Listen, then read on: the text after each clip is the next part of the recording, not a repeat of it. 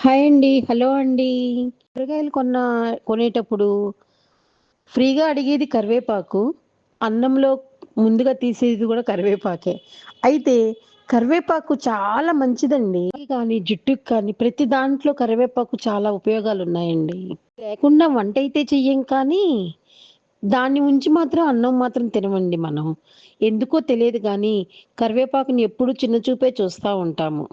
కూరలమ్మేవాడు ఫ్రీగా కరివేపాకు ఇవ్వకపోతే ఒప్పుకోము. కానీ అది వెయ్యగానే చిటపటలాడుతుందని అబ్బా అంటాము. కూర వడ్డించంగానే అన్నం కలుపుకోంగానే ముందుగా తీసేది కరివేపాకునే. వచ్చినప్పుడు కరివేపాకులా తీసేస్తున్నాము అని అంటాము. కానీ కరివేపాకు వల్ల ఎంత ఉపయోగాలున్నాయో మనకి చాలా తెలుసు. కానీ మనం దాన్ని వినము. కానీ మనము అది తెలిసినా కూడా తినటానికి అంత ఇష్టపడము. ఈ రైస్ చేసుకొని తినండి చాలా బావుంటది.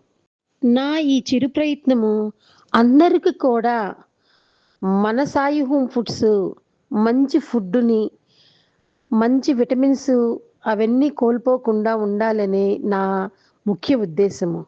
చిరు ప్రయత్నము. థ్యాంక్ యూ సో మచ్ అండి. సదా మీ సేవలో మీ సరళ శ్రీనివాస్ సాయి హోమ్ ఫుడ్స్.